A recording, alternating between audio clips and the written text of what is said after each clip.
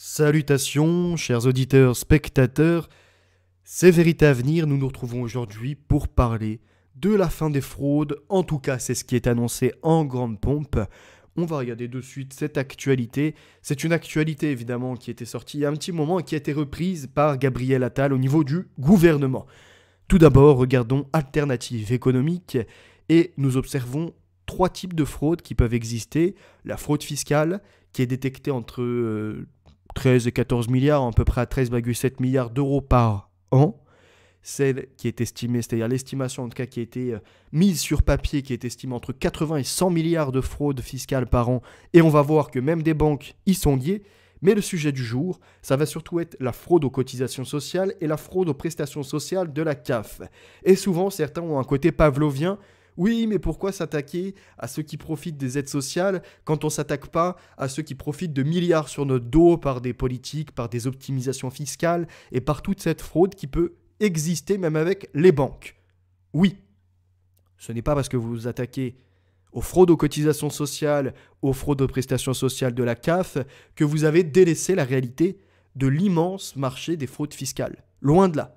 Mais aujourd'hui, on nous a relancé sur ce sujet. Tout d'abord, on va examiner qu'il y a 5 grandes banques qui ont été perquisitionnées récemment.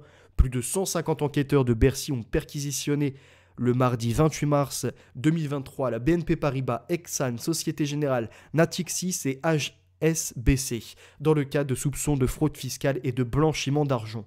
J'ai travaillé dans une de ces banques et j'ai travaillé dans une autre banque que je ne peux citer. Pour certains qui m'avaient suivi jusque-là, vous savez de quelle banque je parle. Et ben en tout cas, cette banque-là a notamment eu un bilan exceptionnel pour 2022. 10 milliards d'excédents, en tout cas 10 milliards de disponibles, ce qui permet après l'effet multiplicateur par les crédits. C'est parce que cette banque, elle permettait à ses souscripteurs, à ses adhérents, en tout cas à ses clients, de venir et d'ouvrir un compte sans forcément donner tous les justificatifs d'identité.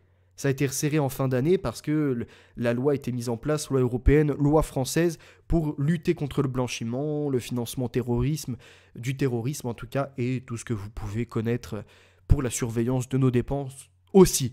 Parce que souvent ceux qui se retrouvent dans le collimateur sont des gens qui ont été droits dans leurs bottes toute leur vie, qui ont tout déclaré, mais à la moindre entrée d'argent pour une vente de voiture ou autre, on va leur tomber dessus. Passons cette étape et intéressons-nous donc à ces fraudes fiscales qui concernent notamment 5 grandes banques qui ont fait de l'optimisation fiscale et également après qui ont permis du blanchiment d'argent et qui se sont servis de ce qui est arrivé, c'est-à-dire la mise en route de la vérification d'identité par un titre d'identité valide, pas une carte d'identité périmée, pas un titre de séjour périmé, non, il fallait que ça soit valide. Et à ce moment-là, ça leur permettait de valider le compte et de laisser l'accès à l'argent. Mais de plus en plus, vous le savez, vous ne pouvez pas retirer librement votre argent, vous êtes obligé de justifier. C'est-à-dire que si vous avez 80 000, 100 000 euros sur votre compte, je pense que ce n'est pas le cas de tout le monde, mais ça peut arriver. Dans une vie, c'est pas non plus astronomique. Quand tu arrives à 60, 70 ans, avoir 80 ou 100 000 euros sur un compte, par les héritages ou même par ton propre labeur, ton propre travail, que ce soit toi avec ta compagne, 80 ou 100 000 euros, ce n'est pas délirant à un certain âge. C'est compliqué pour certains, mais c'est pas délirant. D'accord ? Salutations papillon et Raph. La faute du non légal, c'est autre chose et je ne suis pas en accord avec tout ce qui est dit dessus, encore une fois. J'attends un dossier complet d'une personne qui a fait ça sérieusement. Pas un type qui, oui, on a le numéro de siret, la République est enregistrée. Non. Je veux du concret, tu m'emmènes des preuves. Comme quand je vous emmène des choses, c'est du concret. Tu me présentes ça, j'étudie. Et à ce moment-là, je me positionne dessus un peu plus sérieusement. Passons cette étape, passons en tout cas ce sujet et restons focus sur ces enquêteurs judiciaires des finances. C'est à nouveau un scandale qui touche les banques. Mais les banques, j'ai l'impression que comme on est après 2008, après cette crise des subprimes, par un endettement également des États, et qu'ils savent très bien qu'ils ont en tout cas dans ce jeu de Monopoly, si on peut le voir comme ça, un total pouvoir. C'est-à-dire que oui, des enquêtes vont tomber, mais est-ce que les amendes vont être applicables immédiatement? Est-ce que les sanctions vont être applicables immédiatement? Autre chose, et en travaillant dans la banque, je sais qu'il y a France Connect Plus qui arrive normalement dans les mois qui vont suivre, qui sera une authentification renforcée comme France Connect pour accéder à son espace de banque. Et parmi les banques, il y en a certaines qui sont citées dans cette affaire. HSBC et d'autres encore ont également, alors que ce soit des banques françaises ou des banques internationales ou encore des banques d'Allemagne, on voit que des milliardaires ont fait d'horribles affaires. J'ai une pensée pour Jeffrey Epstein, mais bien d'autres, au niveau des fonds spéculatifs, au niveau de l'évasion fiscale et au niveau des comptes offshore, qui ont fait d'horribles actions financières ou actions criminelles dans la réalité et qui ont des comptes qui sont ouverts. Donc il y a un intérêt pour lutter contre le blanchiment, etc. Mais si ça a pu être à ce point-là important, c'est parce que ça fait des années que nos politiques sont laxistes avec ça, parce que peut-être que eux ou des proches profitent de ces systèmes, de ces optimisations-là. Et qu'aujourd'hui, au moment où on nous parle de crypto-euros, au moment où on nous parle de blockchain, de vérification de chaque transaction, ni plus ni moins que de la suppression quelque part de la liberté de dépense, de faire ce qu'on veut de notre propre argent que l'on a gagné légalement, qui a été déclaré légalement, au même moment, on nous annonce tout un tas de projets de lutte contre le blanchiment, la fraude, l'évasion fiscale, contre les personnes qui sont décédées, etc., qu'on va voir après. Donc là, on est d'abord sur le côté de la fraude fiscale, c'est important. On voit que les banques sont mêlées, on voit qu'elles font des contrats et qu'en tout cas, à une certaine échelle dans ces pratiques-là, ils sont renseignés et qu'on ne parle pas de 10, 20, 50 personnes. On parle de milliers de personnes travaillant dans le secteur bancaire, plus d'autres de milliers ou plus que ça encore, qui optimisent leurs fonds ou qui fraudent l'État, au niveau des recettes et au niveau de ce qui est déclaré. Cette pratique, donc là on a diverses pratiques, on va lire un peu. Le parquet financier enquête depuis 2021. Si c'est les mêmes enquêtes que pour la Deutsche Bank et d'autres banques qui étaient mêlées à Jeffrey Epstein, on sait très bien où ça peut finir. C'est-à-dire, quelque part, sans suite. Ces perquisitions ont visé les sièges de BNP Paribas, Exane, un gestionnaire de fonds de la filiale BNP Paribas, la Société Générale Natixis et HSBC, excusez-moi. Elles interviennent dans le cadre d'enquêtes ouvertes en décembre 2021 pour fraude fiscale aggravée pour BNP et sa filiale, ou pour blanchiment de fraude fiscale aggravée pour les 3 autres, relatives au schéma de fraude dite cum-cum, a précisé le PNF. Et cette pratique de cum-cum, du cum-cum, permet à des détenteurs étrangers d'actions des sociétés côté française d'éviter de payer des impôts sur les dividendes. Sachant qu'on a tout de même, au niveau de l'impôt sur la fortune, pour ces personnes qui s'inquiéteraient un peu, la suppression qui a été mise en place par Macron. Ce qui pouvait être entendable, parce que certains patrons d'entreprise ou autres, en tout cas de millionnaires, milliardaires, se retrouvaient à payer des taxes, plus après au niveau de leur employé, payer également toutes les taxes qui peuvent exister, et après sur leur fortune qui avait personnelle, à nouveau être taxés. Quelque part, ils se prenaient une double taxe, plus après tout ce qui s'ensuit à côté. Donc c'est pour ça que l'impôt sur la fortune n'était pas totalement justifiable. Pour ce faire, ils confient durant quelques jours leur action à des banques françaises au moment opportun grâce à un prêt-emprunt, une opération courante sur les marchés financiers. Et encore une fois, on est dans des sortes de délits d'initiés. Au moins une banque française a déjà accepté un redressement fiscal. Les banques prélèvent une commission pour ce service. Selon les banques visées, ce schéma n'est pas illégal, c'est une optimisation dans ces cas-là. Mais une banque française a pourtant reconnu les faits et accepté un redressement fiscal, a révélé en 2021 un représentant du ministère de l'économie devant une commission d'enquête du Sénat. Il n'a pas indiqué le nom de la banque, ni le montant des pénalités. Encore une fois, on est dans cette chose opaque. Il y a des accords qui sont comme ça, conclus entre des banques, entre ceux qui sont au niveau de notre ministère, au niveau des directives, au niveau des pénalités qui pourraient être appliquées. Et nous, en tant que citoyens lambda, rien. Pas de transparence. Que ce soit au niveau des banques, des millionnaires, milliardaires qui optimisent tout ça, pas de transparence. La pratique des cum-cum existe dans toute l'Union européenne et avait été mise en lumière en 2018 par une enquête conjointe de plusieurs grands médias qui chiffraient le préjudice pour une dizaine d'États à plus de 140 milliards d'euros sur 20 ans. Sur 20 ans, 140 milliards d'euros pour une dizaine d'États. Ces révélations ont entraîné une multitude d'enquêtes. Des procès ont déjà lieu en Allemagne, au Royaume-Uni, au Danemark et en France. Les 5 banques concernées risquent des amendes qui pourraient atteindre 1 milliard d'euros. Ces banques-là, ça me fait penser un peu aux fraudeurs de la CAF et de d'autres qui, par exemple, vont voler 60 000 euros aux Français, pour certains, ou des fois des familles qui vont voler 100 000 euros ou plus. Et au moment où on leur met la peine, on leur dit, bon, bah écoutez, on vous met une peine de 10 000 euros. C'est exactement la même chose pour ces banques. Vous avez fraudé à hauteur, donc là c'est 140 milliards sur plusieurs États. On ne sait pas combien ça représente pour la France, mais ça peut être plusieurs milliards tout de même sur des années. Et au maximum, des amendes qui pourraient atteindre 1 milliard d'euros maximum par banque. Si je comprends bien. L'article n'étant pas forcément très clair sur le sujet. Passons. Donc là on a Gabriel Attal, mince, si je retourne en arrière ça ne le fait pas, qui nous annonce qu'ils vont lutter contre certaines fraudes, notamment ne plus verser la retraite sur un compte au Portugal ou au Maghreb. Au Portugal, la plupart du temps, c'est des Français qui sont partis à l'étranger. Au Maghreb, c'est souvent des personnes issues de l'immigration qui sont venues en France pour travailler pendant des années, d'autres qui sont venus en France pour accompagner leurs proches et qui, à un moment de leur vie, sont retournés dans leur pays d'origine. Donc ils sont partis parce qu'ils ont fait construire, ou parce qu'ils ont d'autres familles à aller voir, ou parce qu'ils ne se sentent pas à l'aise en France, ou parce qu'ils ont fait leur temps aussi. Chacun est libre, comme des Français qui partent au Canada, donc au Portugal, etc. Maintenant, pourquoi seulement le Portugal et le Maghreb qui sont visés ? Je ne sais pas, il y a eu des fraudes également avec Israël, il y a eu des fraudes avec le Canada, il y a eu des fraudes avec également le Brésil. Donc moi, je suis pour ne plus verser la retraite sur ces comptes étrangers, que ce soit des comptes français, mais comme j'ai travaillé dans la banque, je sais très bien que pour l'instant, pour savoir si une personne est en vie ou non, il fonctionne comme pour les retraites. Une sorte d'attestation, de déclaration d'honneur, comme quoi la personne est encore en vie. Et oui, vous avez énormément de fraudes, et j'ai travaillé dans le système des retraites aussi, je vous en ai parlé, ça fait un moment, et je vous disais qu'il n'y a pas seulement ces fraudeurs qui sont à l'étranger, qu'il y a ces fraudeurs qui sont aussi dans les organisations comme la CARSAT et d'autres complémentaires santé, et qui ont tout intérêt à garder contact avec certains profils, à s'arranger avec leur famille, pour que la personne qui est une fois décédée, elle soit enterrée sous un autre nom, ou en tout cas enterrée avec les proches, je ne sais pas comment ça fonctionne, mais que sur le document, elle soit encore en vie.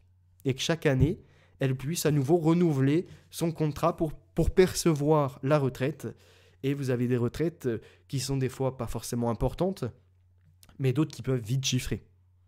Et que quand vous avez par exemple une personne qui est dans ce système quelque part pyramidal, pas de Ponzi, attention, hein, là on est vraiment sur un système optimisé, où vous avez par exemple 10 familles étrangères avec des couples donc, qui sont repartis. Alors on va prendre l'exemple de personnes qui sont reparties en Algérie, au Maroc et au Portugal. Donc vous avez 3 situations. Et que vous avez une personne qui est en place dans les systèmes de retraite, complémentaires ou non, qui peut s'arranger avec ces personnes dans ces pays étrangers pour qu'il y ait des validations de documents. Et que ça, on l'a vu, qu'il y en a énormément qui ont continué de percevoir que ce soit de la retraite ou des prestations sociales alors qu'ils étaient introuvables ou décédés. Et que c'est des millions, voire des milliards. Et que quand on nous annonce au début chiffrer fraude aux cotisations sociales ou encore fraude aux prestations sociales de la CAF et d'autres encore, ça c'est minime. Même l'estimation est minime. Souvent on ne veut pas voir ce qui se passe et qu'en plus estimer la fraude sur par exemple des personnes qui sont déclarées en vie, c'est quasiment impossible. Vous comprenez ? Le système est beaucoup plus complexe que ça.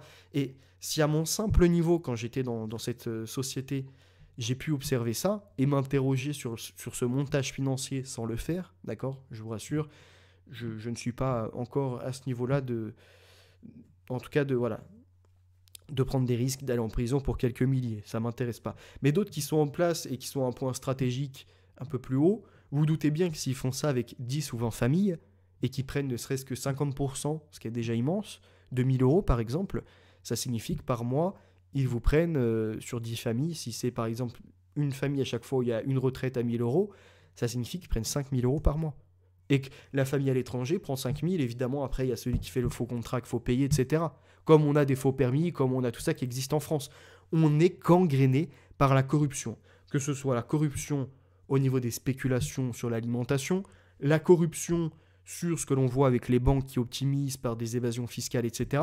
La corruption par ces gens qui font des permis alors que les personnes n'ont pas le niveau, mais que pour 1 000 euros sous la table, ils passent, ou la corruption par ces gens qui touchent des retraites ou des prestations sociales.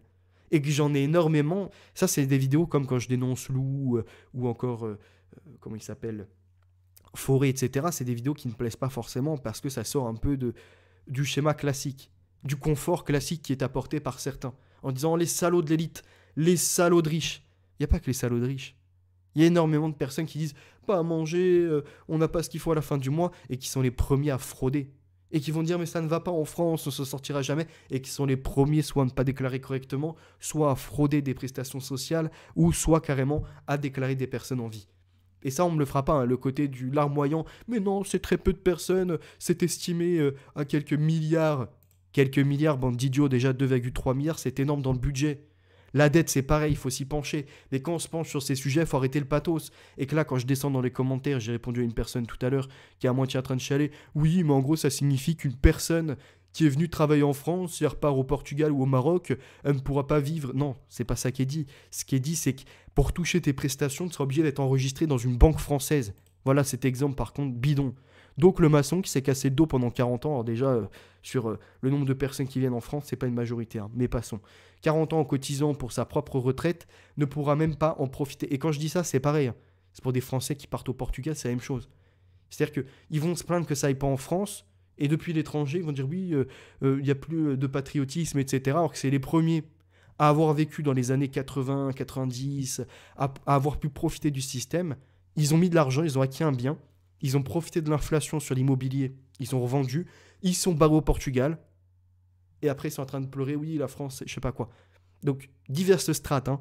Je ne me mets pas sur une communauté ou sur uniquement ceux qui sont issus de l'étranger ou autres, ou ceux qui sont français qui sont barrés. Non, non. J'analyse la globalité du problème et que ça représente des millions de personnes. Et là, par exemple, cette personne qui nous met un commentaire, et je vais en prendre d'autres après, donc le maçon qui s'est cassé le dos pendant 40 ans en cotisant pour sa propre retraite ne pourra même pas profiter et finir sa vie dans son pays d'origine ou de naissance. Ça, revoyez vos priorités, je crois.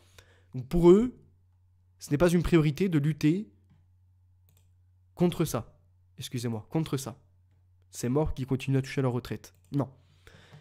On ne dit pas qu'une personne qui a travaillé 40 ans en France ou 20 ans ou peu importe, qui a le droit à sa retraite, ne doit pas la percevoir parce qu'elle a changé de pays. Qu'elle est partie au Maroc ou qu'elle est partie encore au Mali ou qu'elle est partie en Bulgarie ou je ne sais quoi. Non, non, non, c'est pas question de ça. Si elle a travaillé toute sa vie, qu'elle a des droits à la retraite, on ne va pas lui sucrer. On ne va pas lui diminuer parce que cette personne est partie à l'étranger. Par contre, sur sa retraite, il y aura toujours cette imposture de la CSG qui est appliquée à tout le monde, qui devait disparaître à un moment, mais qui ne disparaîtra pas. Et en plus, il y a deux types de CSG qui sont appliqués, enfin ça c'est autre chose. Même si, encore une fois, c'est l'État qui vient taxer même sur des vieux, sur des anciens qui ont travaillé toute leur vie, ça c'est scandaleux. Mais il y a autre chose. Là, il y en a un après qui lui répond, hein, si tu as décidé de travailler ici, c'est pour une raison. Alors lui, c'est le genre de profil qui m'énerve aussi. De dire oui, en gros, tu es venu de l'étranger pour travailler en France, reste en France. Sinon, c'était quoi ta raison? Non, non. Une personne qui est venue travailler en France, elle a le droit à un moment, si elle a cotisé, etc., repartir et toucher ses prestations. En tout cas, toucher sa retraite. C'est pas un scandale. Donc là, moi, je suis d'accord avec cette personne qui lui répond. En quoi? Parce qu'il a travaillé ici, le collègue devra finir sa vie dans un pays où il n'a presque aucun lien, ou en tout cas, juste sa carrière qui a été établie. C'est ça, ce qui est bien, c'est que... Alors, que ce soit des musulmans ou non, hein, ça, je ne sais pas après si ça peut être des musulmans ou non. Mais si c'est des musulmans, en fait, ce qui est invité, ils sont invités eux-mêmes, c'est à rejoindre un pays musulman pour pratiquer correctement. Donc, ces gens-là qui viennent travailler en France pour toucher un peu plus, avoir un meilleur train de vie, et puis revenir après dans un pays qui a en tout cas un plus faible pouvoir d'achat, et qui peuvent réinvestir et pourquoi pas faire travailler du monde ou autre, et en même temps pratiquer leur religion, c'est parfait pour eux. Ils viennent travailler, et puis ils repartent, et quand ils repartent, bah, c'est pas les poches vides. Ils ont travaillé pour repartir avec de l'argent. Donc, les gens qui viennent cracher sur ça, c'est mauvais. Ça, c'est pas... Ils sont éloignés de la vérité. Par contre... Ceux, des fois, qui viennent, qui font du rapprochement familial, et d'un coup, tu te retrouves avec 3 ou 4 personnes en plus, et sur les 3 ou 4, tu n'en as que un qui travaille, les autres, c'est des prestations sociales. Ils repartent et ils profitent des prestations sociales, et au final, c'est assez opaque sur les retours en France, le temps passé en France. Ça, c'est différent. Ça, c'est un autre sujet à traiter. Donc après, voilà, il y en a qui ont vraiment des... Soit ils ont la haine, soit je sais pas ce qu'ils ont, mais obligés de dire, ouais, parce qu'étranger, t'as rien compris, toi, etc. Non, c'est pas ça. Retourne à l'école, enfin tu vois, ça c'est des invectives qui servent à rien. Moi je sais que j'ai mis un commentaire, je sais pas si on va le voir, parce que c'est avec mon autre compte, voilà, j'ai mis ça. J'ai mis décidément tu n'as pas compris, il pourra en bénéficier, mais en conservant une banque française qui vérifie plus sérieusement s'il est toujours en vie. Car il y a trop de personnes décédées qui ont des proches qui continuent de prendre des thunes en déclarant la personne, après j'ai mis 3 petits points, en déclarant la personne vivante. Donc là en fait, je lui dis juste, Sur ce point-là, il n'a pas compris. C'est pas s'attaquer au fait que ce soit étranger, etc. Maintenant, ceux qui commencent à insulter, retournent à l'école, je sais pas quoi, ça sert à rien. On va voir s'il y a d'autres commentaires. Encore plus simple, pour toucher n'importe quelle aide, il faut résider en France pendant 9 mois minimum par an. Je crois que c'est 6 mois, si je dis pas de bêtises, on va vérifier après. Il y a en tout cas, il y a une certaine durée où il faut résider en France, en effet. Donc là, après, voilà, vous avez les idiots. Oui, oui, c'est ça le vrai problème, et qui vous mettent en gros la fraude fiscale, et que ça serait pas un problème. Mais heureusement, il y a des gens assez intelligents qui lui disent ce n'est pas parce que tu t'attaques à un sujet que tu oublies l'autre.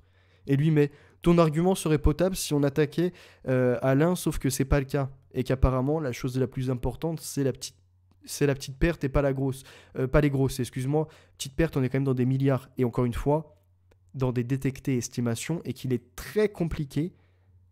Quand tu as un document qui atteste qu'une personne est en vie, qu'est-ce que tu fais? C'est pour ça qu'on va entrer dans l'obligation, et je vous le dis, c'est une mauvaise nouvelle, mais aussi une bonne nouvelle, d'utiliser la biométrique pour savoir, quand vous êtes dans un pays étranger, si c'est vous ou non qui êtes en vie, si c'est vous ou non qui vous présentez, pour toucher vos prestations, pour toucher la retraite. Et que là, il n'y aura plus le document qui sera falsifiable, où on vous déclare, où il y a un proche qui ressemble à peu près et qui se déclare, et oui, je suis telle personne, alors que c'est peut-être sa sœur ou autre. Vous voyez? Et en France, ça sera pareil. En France, ça sera pareil. Donc ça, sur ce point-là, moi, je trouve ça positif, même si, encore une fois, par cette corruption de l'humain en lui-même, à toutes les strates, des plus pauvres aux plus riches, on impose toujours plus de surveillance, toujours plus de caméras, toujours plus d'outils logistiques, toujours plus d'algorithmes, etc. pour surveiller les fraudeurs. C'est comme, et je ne dis pas que ça m'est pas arrivé de frauder, entre guillemets, moi, les fraudes que j'avais effectuées, c'était par exemple dans les magasins. Je pesais des fruits et légumes et je rajoutais 1 ou 2 légumes. Ou des fois, je prenais du bio et je le passais pour du non bio. J'ai arrêté ça parce qu'au final, les prix sont répercutés à la fin. C'est-à-dire que tout le monde va en payer le prix fort. Et que si tout le monde fait ça, on justifie la mise en place de caméras, la mise en place de toujours plus de personnel de sécurité, etc. Donc voilà pourquoi je me suis arrêté sur en tout cas ce type de vol, si on peut dire. En tout cas, c'était plutôt de l'achat optimisé, j'ai arrêté ça. Et que si, mais ça c'est une utopie, nous retournions tous dans un intérêt collectif et qu'on enlevait toute cette corruption, en fait, on n'aurait même pas besoin d'être dans la corruption, parce que les prix redescendraient d'eux-mêmes et parce que les finances de l'État, les finances collectives, seraient plus importantes. Mais plus il y a de taxes, plus il y a d'impôts, plus les gens commencent à voler, à optimiser, plus du coup il va falloir augmenter, il va falloir reprendre parce que c'est tiré d'un autre côté, et plus après toute la gestion qui est catastrophique. Et en fait, nous-mêmes, on participe à ça. C'est peut-être pour ça aussi qu'il faut avoir cet intérêt à ne vole pas ton prochain quelque part. Par ne vole pas ton prochain, c'est que tu ne te voles pas toi-même. C'est un peu comme aime ton prochain comme toi-même. Tu vois, ça revient à la même situation. C'est-à-dire que si tu te détestes, automatiquement tu détesteras les autres. Si tu détestes les autres, automatiquement ça se répercutera sur toi et tu ne pourras pas t'apprécier. Et c'est la même chose. Si tu voles toi-même, quelque part tu voles les autres et ça se répercutera aussi sur ton pouvoir d'achat. Parce que dans un magasin, les prix augmenteront. Parce que au niveau de ton assurance, ça augmentera. Parce qu'au niveau des dépenses de l'État, ça sera pareil. Et en fait, on est dans un cercle qui est très très vicieux. Salut Olivier. Encore un partage intéressant. Les costards cravates privilégiés qui détournent des millions, ça dérange personne. Oh que si, ça, Smad, salut à toi. Ça me dérange personnellement. Et je pense que ça dérange énormément de monde. Mais que quand on se met sur ces dossiers, pareil, il faut du sérieux. Et que c'est compliqué d'être sur tous les dossiers. Mais que normalement, on est censé avoir, que ce soit à Bercy ou ailleurs, des enquêteurs qui doivent faire leur travail. Et pas faire des communs accords entre tel organisme ou telle banque et puis un ministère ou ses enquêteurs. Parce qu'encore une fois, à travers ces accords qui ne sont pas forcément transparents, qui ne sont pas donnés au public, il y a aussi des pots de vin qui passent. Tout ceci, ça va justifier corruption, fraude, évasion, ce que vous voulez, blanchiment, etc., travail au black et compagnie, ça va justifier, ni plus ni moins, que la mise en place des cryptos. Crypto-euros. Vous n'aurez plus de cash. Et là, on pourra tracer les échanges de un tel avec un tel.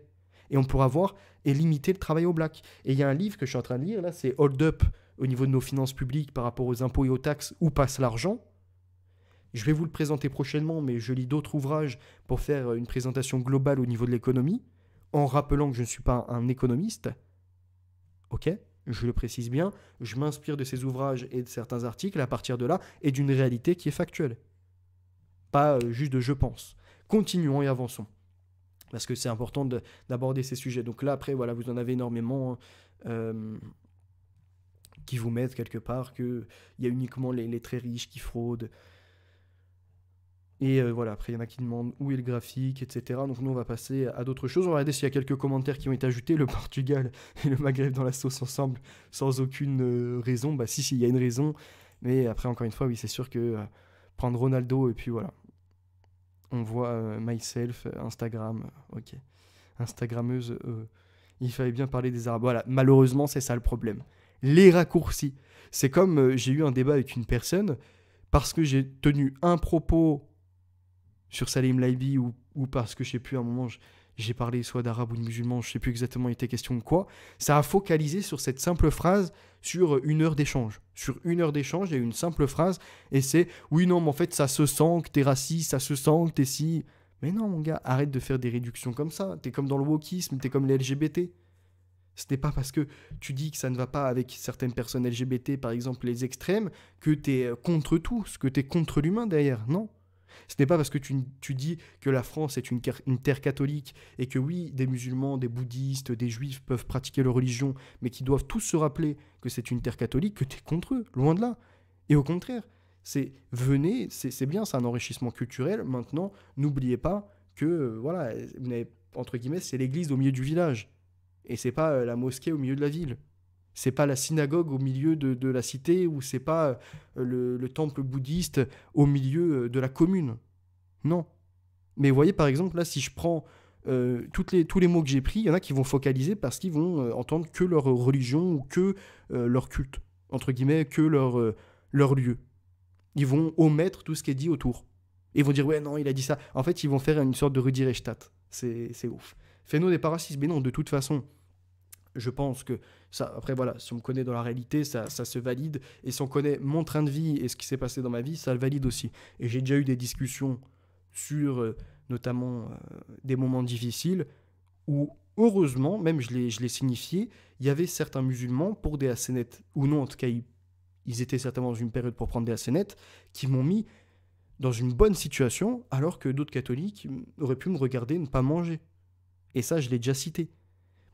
J'ai pas eu le cas forcément après avec des juifs ou des bouddhistes, mais je l'ai signifié. Donc ça sert à rien de vouloir réduire une personne par je pense, j'ai un ressenti, je ne sais quoi. Non, parlons concret. Toi-même, par exemple, sans parler forcément de côté culte religieux, mais si par exemple tu es issu de l'immigration, que tu viens de Bulgarie, ou que tu viens d'Italie, ou encore que tu viens de l'Algérie, ou que tu viennes du Cameroun, si tu me parles de ton pays d'origine, et que tu me dis, voilà, là-bas, ça se passe comme ça, on a telle culture, telle coutume, et je ne souhaite pas que ça soit dégradé par des LGBT, je ne souhaite pas que ça soit dégradé par, d'un coup, je dis une bêtise, hein, des Indonésiens qui viennent, ou je ne sais quoi, ou des Américains avec le côté du capitalisme poussé, ben, je les entends, je vais pas leur dire, ouais, t'es raciste, ou des Français encore, ceux qui vont lutter contre, je ne sais quoi, le franc CFA ou autre, je vais pas leur dire, ouais, t'es raciste, non.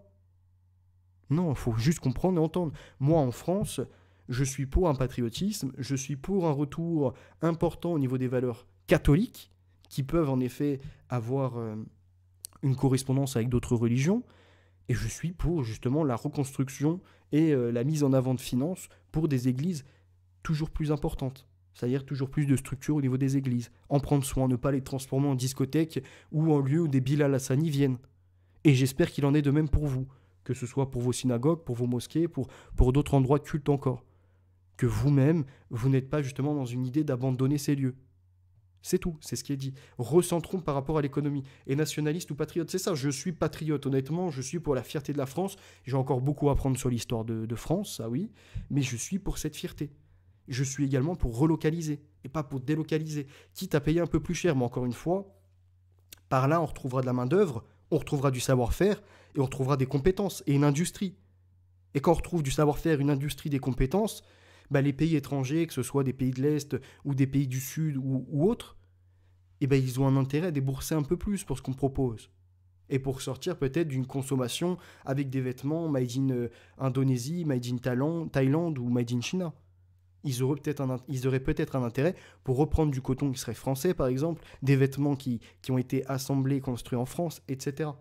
C'est fatalement pour nous contrôler totalement la crypto. Tout à fait, c'est pour ça que je n'en fais pas la promotion, Olivier, hein.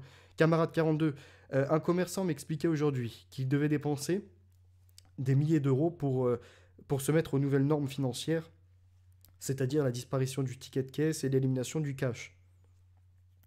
Alors après la disparition du ticket de caisse, lui, il est numérisé. Donc est-ce que ça leur coûte un service supplémentaire? J'en ai aucune idée. Salut à toi Mimi. Mais également le ticket de caisse dématérialisé, ça signifie que quelque part, il doit être associé à votre compte client. Et qu'on peut connaître votre fréquence d'achat, qu'on peut connaître à quel moment, pour quel type de promotion, vous pouvez mieux vous déplacer dans tel magasin et un peu moins dans un autre, etc. Les fréquences au niveau de l'habitude et en tout cas le rythme d'achat. Bref, continuons parce qu'il y en a d'autres, on va dire quelques commentaires pour se marrer. Je dis, n'étais pas partisan de ce gouvernement, je trouve que c'est une bonne chose si tu décides de bosser en France plutôt. Alors voilà, là il y a des gens qui comprennent rien. Enfin là c'est vraiment le lionceau, il est à côté de la plaque. Ne plus verser la retraite sur un compte au Portugal, au Maghreb, MDR, pardon. Si j'ai travaillé jusqu'à 64 ans, tu vas me verser ma retraite sur un compte de mon choix, même s'il est tchadien. Bah non, non, non. Vendange Saint-Germain, tu te soumettras aux banques françaises, et dans un sens, ça a un intérêt en plus. La première mesure est débile. Ça veut dire que si je suis hors Maghreb et Portugal, je peux continuer. Malheureusement, c'est ça, rebeu des terres. Là, je suis en accord avec toi. Ça devrait être appliqué partout. Partout, partout. Pas juste ciblé Maghreb et le Portugal. Non, non. Ça devrait être appliqué partout. Tu touches ta retraite sur un compte français. Point. Et en plus, un compte français, t'es pas obligé de prendre une carte avec. Hein. T'as juste à avoir une carte de débit. Et à ce moment-là, tu payes aucun frais. T'as pas de frais sur une carte de débit. Sur la carte de crédit, t'as des frais. Une carte de débit, t'as aucun frais. Donc tu payes pas les 3 euros, 4 euros, 5 euros par mois selon le type de carte que tu as. Par contre, verser les bénéfices des entreprises européennes, ça le fait. Ça, c'est incroyable. Les gens, il y a un problème qui est soulevé et ils redirigent sur un autre. Avec ces types-là, avec ces personnes-là, on n'avancera nulle part. Merci de bien avoir un compte qu'ils pourront encore vivre là-bas, mais il faudra un compte français. Bah oui, mais après ça, c'est logique. Hein. Enfin, il y a des gens, ils ont une... Et oui, j'ai vu ça également, soupçon de fraude au chômage partiel, 2 franco-israéliens interpellés en Israël et qui profitaient également de la CAF en Israël. Mais c'est pour ça que c'est partout sur Terre qu'il faut lutter. Mais que, voilà, vous en avez qui malheureusement vont réduire ça qu'au Portugal, réduire ça qu'au Maghreb ou réduire ça qu'à Israël. Vous voyez? Non, mais pourquoi vous tapez sur le Maghreb? Pourquoi vous tapez sur le Portugal et aussi Israël? Oui, mettez-les dedans. Mais reconnaissez qu'il y a de la fraude ailleurs aussi. C'est important. Mais bon, après, vous avez tous les ouin-ouin, tous les grincheux, tous les aigris là, qui n'aiment pas ça, qui ne comprennent pas l'économie et qui veulent se proclamer dessus en disant non, mais pourquoi ci, pourquoi ça? Alors que si tu prends le temps de leur expliquer, peut-être qu'ils changeraient d'avis. Prestations sociales, donc là c'est un sujet qui revient. Hein. 21 octobre 2022, prestations sociales versées à l'étranger, le gouvernement dans l'incapacité de chiffrer le phénomène. Alors je rappelle quand même que le gouvernement est capable de traquer à l'étranger, par contre, pour te prendre de la thune et quelque part t'imposer. Mais pour commettre la fraude, là ils sont un peu moins bons. À compter de 2024, plus aucune allocation sociale hors retraite ne pourra être versée sur un compte bancaire non européen. Et là, du coup, ils ont changé un peu la donne. Au niveau des retraites, c'est pareil. Et ça, c'est très bien. Mais c'est pas non européen qu'il faut. C'est non français qu'il faut mettre. Parce qu'en Europe, je suis désolé, mais que ce soit au niveau de l'Espagne, au niveau de la Belgique et d'autres pays encore, même la Roumanie, il y a des arrangements. Hein. Donc, banque française, ni plus ni moins, c'est tout. Et en plus, ça laisse des deniers dans nos banques françaises pour après avoir des banques en tout cas qui sont plus solides. Une mesure voulue par Gabriel Attal pour réduire et lutter durablement contre les fraudes sociales. Par contre, ce qui me dérange, c'est que toutes ces mesures qui sont annoncées, c'est surtout maintenant, que pensez-vous qu'on doit faire de l'argent, etc. Je vous l'ai dit, hein, les aides vont sauter. Petit à petit, les aides qui existaient vont sauter et il va vraiment falloir se justifier encore plus que ce n'est le cas pour certains pour pouvoir les percevoir. Une bonne solution, une mauvaise, ça dépend de certains. Il y a très peu de contrôle actuellement. En fait, c'est ça, c'est des situations qu'ils ont laissé gonfler, exprès ou non, je ne sais pas, par profit ou non, je ne sais pas, ça reste à voir, hein. Il faudra inspecter un peu plus ces éléments. Et puis maintenant, d'un coup, il sonne l'alarme. Les marchés sont en alerte. Au même moment où ils sont en train de verrouiller au niveau des banques, où il commence à y avoir une suspicion de crise boursière pour août 2023 de la part d'Atali et de d'autres économistes. Mhm. Au moment où ça devient chaud, on force à laisser tout l'argent sur les comptes français, y compris les personnes à l'étranger. Intéressant.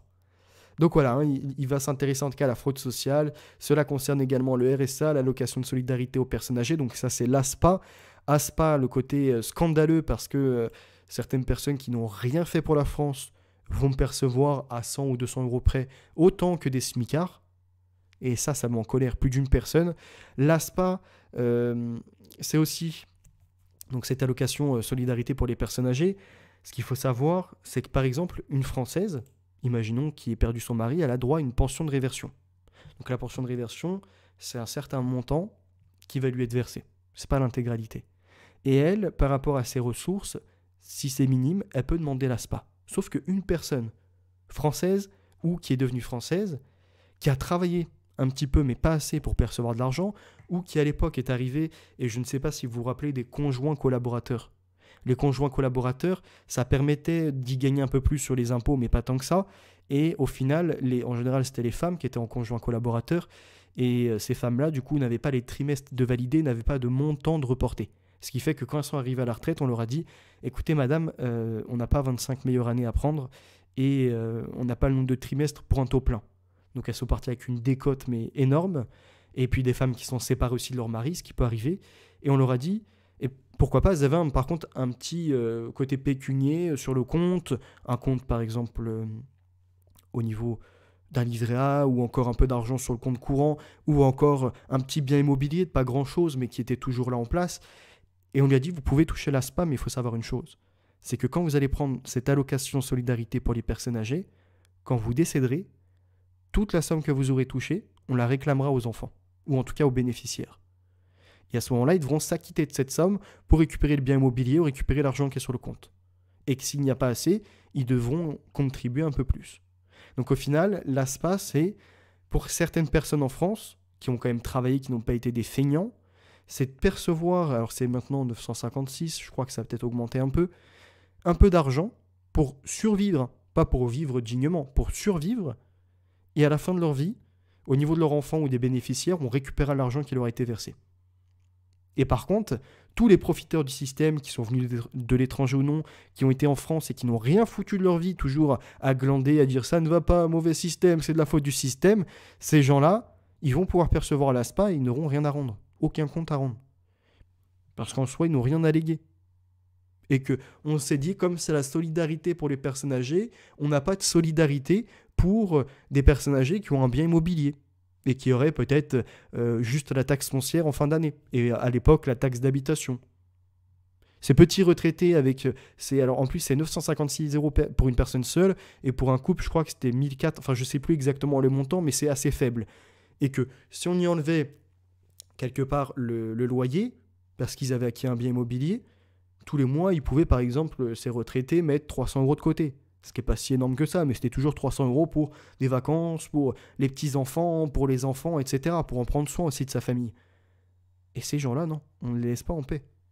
Par contre, tous les autres, qui profitent toujours du logement social à faible coût, qui profitent du coût de l'ASPA par la même occasion, plus de toutes les associations qui existent, plus des aides à domicile des fois, ces gens-là, oh pépère, il n'y a pas de problème, on récupérera rien, oh mes pauvres, vous n'avez pas d'argent, vous n'avez jamais travaillé de votre vie, oh mes pauvres, on va vous aider jusqu'à la fin. Il n'y a pas de problème.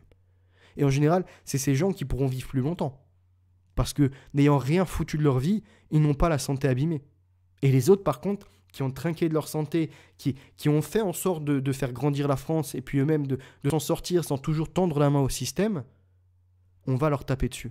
Et ça, c'est des années comme ça. Et il y en a qui peuvent me dire, oui, t'es jeune, tu n'as rien compris. Je pense que même en étant jeune, j'ai très bien capté la situation et qu'il y en a peu qui se penchent sur cette catastrophe pour nos Français, pour nos retraités français en particulier. Et que moi, étant jeune, je n'ai aucune vision, aucun horizon sur une possible retraite qui sera à venir.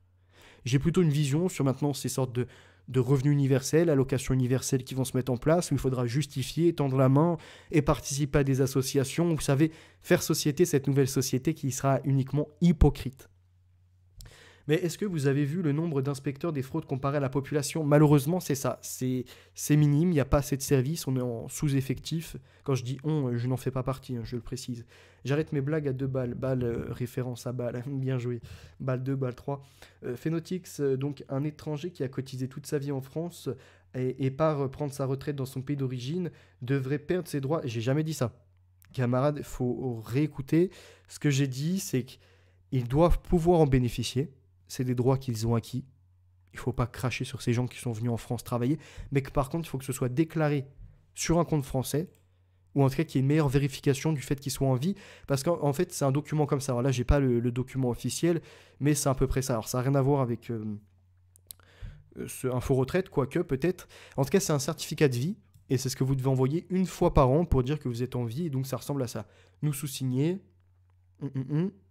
exerçant dans l'autorité locale en tant que, et là ils mettent leur fonction, certifiant que, donc là c'est le bénéficiaire de la retraite, résident A, donc là ils mettent l'adresse où il est censé résider, vivant, on a un, c'est présenté, et après vérification d'identité, et bien en vie, donc là ils mettent après fait A, le, un, il signe, pouf, pouf, et c'est renvoyé, et juste sur un simple formulaire comme ça, là, aussi bidon que ça, et je ne pense pas que les autorités françaises aillent vraiment vérifier au niveau de la fonction de l'autorité locale et de la personne qui a sous-signé.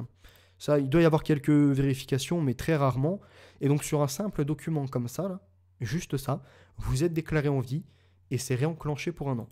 Pour un an, vous percevez votre retraite. Et les banques, et ça c'est ce qui m'a étonné, parce que les banques, c'est quand même ce qui vérifie un peu plus l'identité, qui est un peu plus dans le sérieux, ils peuvent reprendre le même document pour vous accorder un compte bancaire français et que vous perceviez notamment votre retraite dessus et que vous pouvez dépenser après à l'étranger. C'est pour ça que c'est assez risible que certains s'alertent quand on sait comment fonctionne le système bancaire français. Gabriel Attal, il ne devrait pas seulement dire qu'on va changer le système et qu'il faut que ce soit une banque française. Il faut changer également avec l'authentification, la vérification que la personne est en vie. Et c'est pour ça que je vous le dis, on a notamment ce qui s'appelle, alors attendez, hop, on va changer, donc ça s'appelle Alicem, si ça charge bien.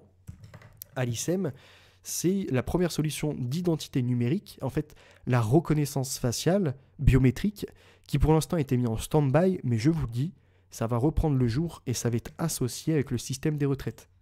Ça va être associé avec la possibilité de percevoir sa retraite. Et là, vous ne pourrez pas leurrer les algorithmes qui vous ont enregistré. Tu pourras mettre ta sœur, ta belle-mère, ce que tu veux, personne ne passera à ta place. Parce que oui, il y en a énormément qui ferment les yeux sur ça. Ces morts qui continuent à toucher leur retraite. Des centaines de centenaires manquent à l'appel en Grèce et au Japon. Leurs décès n'ont pas été déclarés par les familles afin de continuer à toucher leur pension de retraite et en France. Partout, hein, je vous le disais. Je vous parlais tout à l'heure du Canada, on a parlé du Portugal, on a parlé du Maghreb, mais également en Grèce, au Japon, partout, il y a des fraudeurs. L'affaire a provoqué un tsunami médiatique cet été au Japon. 2 centenaires ont été retrouvés morts par les agents de police de la ville de Tokyo. Problème, le premier est décédé il y a 30 ans. La seconde depuis un demi-siècle. Leurs morts n'ont pas été déclarés par leur famille afin de continuer à toucher leur pension de retraite. L'histoire dépasse rapidement le statut d'anecdote. Les autorités lancent un recensement national allant à la rencontre. Donc là, ça c'est pour les personnes qui étaient en tout cas à l'étranger. Mais au niveau du système français, c'est exactement la même chose. Et je vais vous trouver des articles. Je vous demande un petit instant. Touc, touc, touc. Alors comment ça se fait que j'ai autant... Mince, autant d'onglets ouverts. Hop, on va nettoyer un peu la RAM pour pas que ça bug. Et puis on va mettre retraite touchée. Mince. Mais décédé.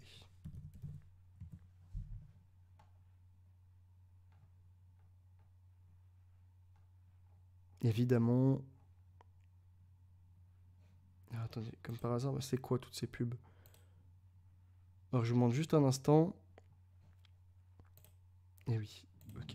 Ça a lancé Advanced System Car. Évidemment, il m'envoie 50 000 pages. Donc voilà, pension de réversion. Donc moi, c'est pas ça.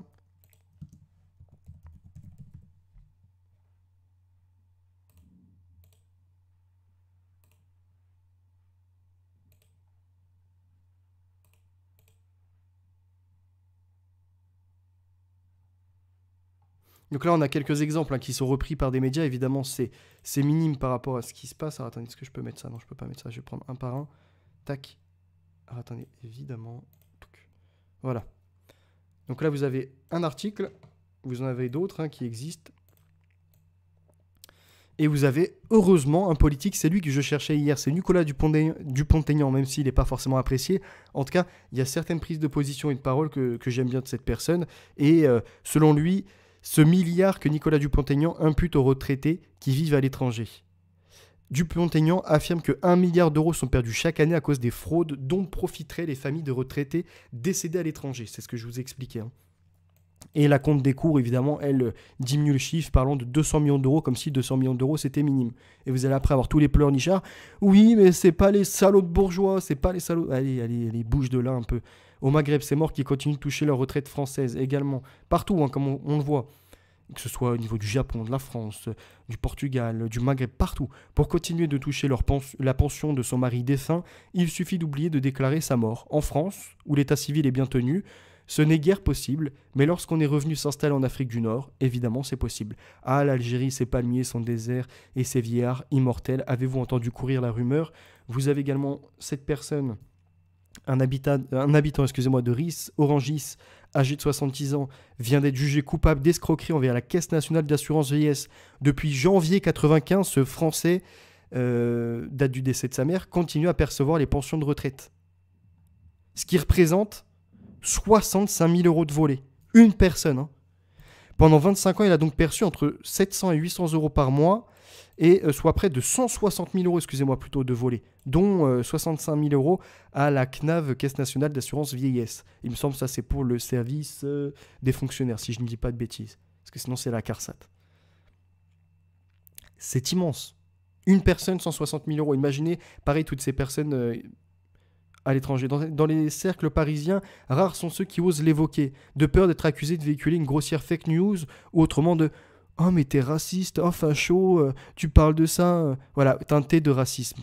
Putain, les gens sont tellement stupides qu'ils n'osent même plus dénoncer les fraudes qui existent. C'est incroyable, même les Français. Rhys Orangis, il ne déclare pas le décès de sa mère et perçoit la retraite pendant 25 ans. Un système qui est défaillant, mais c'est incroyable. 160 000 euros. Lui, il parle d'1 milliard. Et encore de ce qu'il estime. On nous dit à peu près 1 milliard d'euros est donné aux retraités de personnes décédées à l'étranger. Il y a 6,5 milliards d'euros donnés aux retraités de personnes qui vivent à l'étranger. C'est un sacré coup dans la fourmilière là, qui va se passer. Réformer le certificat d'existence. Et ça, alors c'est des articles qui datent de quand?